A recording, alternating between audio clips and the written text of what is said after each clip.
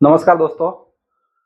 कल हमने जो वीडियो डाला था उसमें देखा था कि मैन फ्रैक्शन कॉलम है, उसका हमारा जो हाइड्रोकार्बन वेपर आ रही है कॉलम में और कैसे हमारा सेपरेशन हो रहा है डिफरेंट डिफरेंट बॉइलिंग पॉइंट पे। और उसके बाद हमारा ओवरहेड जो हमारा ओवरहेड वेपर आती थी वो हमारा मैन रिफ्लेक्स ड्रम में कंडेंस हो रही है, उसके बाद एक रिफ्लेक्स जा रहा है और दूसरा हमारा एक एग्जॉस्ट मीडिया के लिए हम यूज़ कर रहे थे, वो हमने पूरा सर्किट डिस्कस किया था।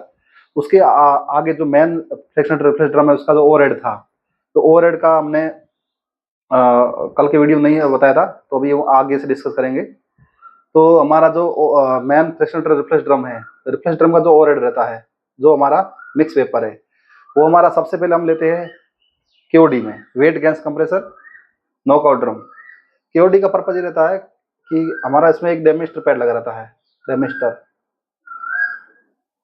पैड लगा रहता है। डेमिस्टर पैड क्या करता है, हमारा जो हाइड्रोकार्बन वेपर है उसमें थोड़ा बहुत लिक्विड है तो वही इसको ट्रैप कर लेगा, ठीक है। और लिक्विड नीचे सेटल हो जाएगा और हमारा गैस है ऊपर चले जाएगी, ठीक है। तो जो हमारा जो क्यूडी लगा है सक्शन में, इसका पर्पज ये रहता है कि हमारा जो कंप्रेसर है, कंप्रेसर में क्या है, हमारा ओनली गैस जाना चाहिए। अगर हमारा लिक्विड जाएगा तो ब्लेड को डैमेज कर सकता है। तो इसलिए क्या है, इसी कंप्रेसर की सेफ्टी के लिए हम ये जो लिक्विड रहता है उसको ट्रैप करा लेते हैं इस क्यूडी में, डब्ल्यूसी क्यूडी में, ठीक है। हमारा सक्शन प्रेशर है अप्रोक्स 2 kg के आसपास रहता है, ठीक है। और टेम्परेचर हमारा एम्बिएंट टेम्परेचर है 35 से 40 डिग्री सेल्सियस, ठीक है। और हमारा मोलिकुलर जो वेट रहता है यहाँ सक्शन पे, मोलिकुलर वेट गैस का जो मिक्स गैस का रहेगा वो 42 के आसपास रहता है, ठीक है दोस्तों।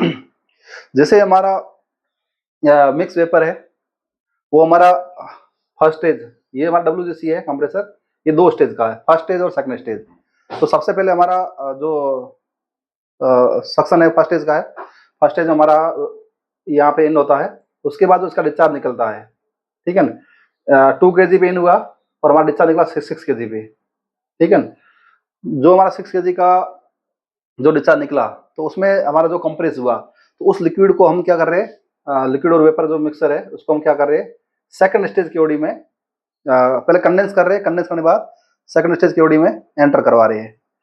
तो सेकंड स्टेज केओडी में ये हो रहा है कि हमारा इसमें सेम होता है, जो हमारा अभी कंप्रेस जो लिक्विड हुआ है, तो उस लिक्विड को हम क्या करेंगे, सेपरेट कर लेंगे यहाँ से, और थ्रू पंप हम उसको आगे सेकंड स्टेज के डिस्चार्ज में ऐड कर देंगे। और जो अभी नॉन कंप्रेसिबल जो गैसेस है उसको वापस हम सेकंड स्टेज सक्शन में एंटर करवाएंगे, ठीक है। तो हमारा वापस यही सेकंड स्टेज सक्शन 6 kg का हो गया, और इसका जो डिस्चार्ज निकला सेकंड स्टेज डिस्चार्ज, वो हमारा 12.5 से 30 kg के आसपास प्रेशर रहता है, ठीक है। सेकंड स्टेज डिस्चार्ज और केओडी का बॉटम, ये दोनों हमारा गया फिन फैन में। फिन फैन में हमने जो भी थोड़ा नॉन कंप्रेसिबल बच गया था, जो कंप्रेस नहीं हुआ, ठीक है, तो हमारा यहाँ पे कंडेंस हो गया। उसके बाद कंडेंसर है, कंडेंसर के बाद हम डाल दिया इसको high pressure receiver. High pressure receiver में हमारा जितना भी कंप्रेस और नॉन कंप्रेस जो भी था, हमारा हाई प्रेशर रिसीवर में आ गया। जैसे हमारा फ्यूल गैस है, एलपीजी है और गैसोलीन है। अभी हम क्या करेंगे, जो हाई प्रेशर रिसीवर है, जो फ्यूल गैस थी जो कंप्रेस नहीं हुई थी, C1 C2 है, ठीक है। तो C1 C2 फ्यूल गैस उसको हम ऊपर से निकाल लेंगे, उसको ऊपर वाले सर्किट में निकाल लेंगे। बाकी हमारा जो गैसोलीन और एलपीजी है, वो हमारा जो लिक्विड फॉर्म है कंप्रेसेबल हुआ, जो कंप्रेस था, उसको हम आगे स्ट्रिपर भेजेंगे। तो स्ट्रिपर वाला सर्किट वो हम आगे डिस्कस करेंगे। अभी हम जो ओवरहेड सर्किट है, जो हमारा हाई प्रेशर रिसीवर का जो ओवरहेड है हो जाता है एब्जॉर्बर कॉलम में, ठीक है। ऊपर वाला हम फ्यूल गैस को निकाल देते हैं, ठीक है। तो सबसे पहले हमारा जो हाई प्रेशर रिसीवर जो था, उसका जो टॉप था, वो हमारा आया सबसे पहले प्राइमरी एब्जॉर्बर कॉलम बोलते हैं, ठीक है। उसमें तो एब्जॉर्बर कॉलम में क्या हो रहा है, ये हम एब्जॉर्प्शन कराते हैं। जैसे हमारा हाई प्रेशर रिसीवर से जो हमारा फ्यूल गैस आया, ठीक है, उसके साथ हमारा थोड़ा बहुत एलपीजी भी कैरियर हुआ होगा, ठीक है। तो जो थोड़ा बहुत एलपीजी कैरियर हुआ साथ में, तो एलपीजी को हमको क्या करना है, एब्जॉर्ब कराना है फ्यूल गैस से। तो हम इसमें क्या कर रहे हैं, एक एब्जॉर्प्शन मीडिया डाल रहे हैं। अनस्टेबल गैसोलीन, सॉरी दोस्तों, अनस्टेबल गैसोलीन डाल रहे हैं, ठीक है ना, क्योंकि एलपीजी से भारी गैसोलीन रहता है, वही एलपीजी को नीचे बिठाएगा। तो हमने यहाँ अनस्टेबल अनस्टेबल गैसोलीन जो हमने बताया था लास्ट, जो मेन फ्रैक्शनेटर रिफ्लेक्स ड्रम था उसका जो बॉटम था, ठीक है ना, उसमें हमने एक तो रिफ्लेक्स डाल दिया था, एक हमने बोला था जो ये एब्जॉर्प्शन मीडिया है वो लाइन हमारा यहाँ पे आती है एब्जॉर्बर कॉलम में, ठीक है, ठीक है ना। तो हमारा क्या हुआ, जो फ्यूल गैस में जो एलपीजी कैरी ओवर हो रही थी साथ में, तो उसको क्या किया, गैसोलीन ने नीचे बिठा दिया, दो दो एब्जॉर्प्शन मीडिया, एक गैसोलीन, ये हमारा प्रोडक्ट जो है उससे हमने लाइन दी हुई डायरेक्ट, ये भी गैसोलीन, ये हमारा स्टेबल है, स्टेबल गैसोलीन है, और ये वाला अनस्टेबल है, ठीक है ना। उसके बाद हमारा जो गैसोलीन एलपीजी को नीचे बिठा दिया, बाकी हमारा जो फ्यूल गैस बचा वो हमारा आ गया स्पॉन्ज एब्जॉर्बर कॉलम में। स्पॉन्ज एब्जॉर्बर कॉलम में हम ये क्या कर रहे हैं, जैसे हमने यहाँ पे अनस्टेबल गैसोलीन जो डाला था उसका जो थोड़ा बहुत वेपर फॉर्म रहेगा वो हमारा साथ में फ्यूल गैस साथ थोड़ा बहुत कैरियर होगा। तो अभी हमको क्या, गैसोलीन जो वेपर कैरियर हुआ है साथ में थोड़ा C5 से लेके C6 C5 C6 और C7, तो उसको हमको क्या है नीचे बिठाना है। तो गैसोलीन को नीचे बिठाने के लिए उससे भारी, उससे हैवी जो रहेगा एब्जॉर्प्शन मीडिया वो डालना पड़ेगा। तो उससे हैवी हमारा एफसीसी में LCO है, लाइट साइकिल ऑयल,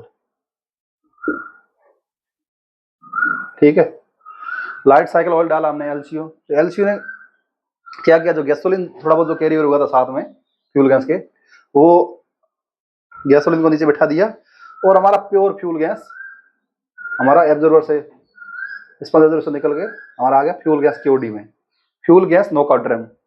अब क्यूडी में हमने इसलिए लगाया है क्योंकि अगर थोड़ा बहुत अगर LCO भी हमारा हमारा आगे ड्रॉप फॉर्म, अगर आगे चला गया ड्रॉप फॉर्म भी, क्योंकि अगर ट्रैक की एफिशिएंसी अगर डाउन हो गई, कुछ इश्यू हो गया, हमारा वेलोसिटी बढ़ गई, ठीक है ना, किसी रीजन से हमारा अगर LCO अगर थोड़ा बहुत भी अगर कैरियर हुआ, तो हमारा क्यूडी में क्या डेमिस्टर पैड लगा रहता है, डेमिस्टर पैड, ठीक है ना। तो यहाँ पे क्या है, वो जो लिक्विड आगे जाने देगा नहीं, लिक्विड हमारा जो LCO है वो ट्रैप हो जाएगा, ठीक है ना।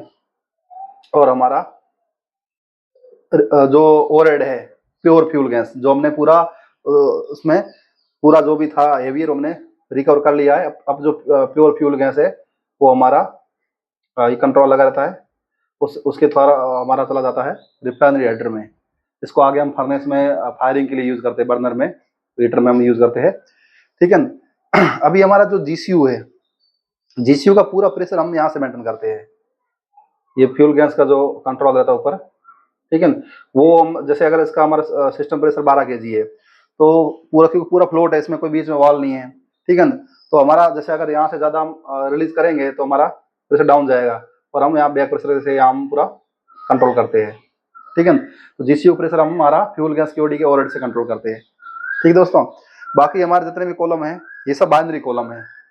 बाइनरी हमने जैसे कल देखा था कि मैन फ्रैक्शनेटर कॉलम था, वो भी एक डिस्टिलेशन कॉलम है, लेकिन उसमें क्या मल्टी कंपोनेंट रहते हैं, जैसे उसमें CLO HCO LCO एविनेप था।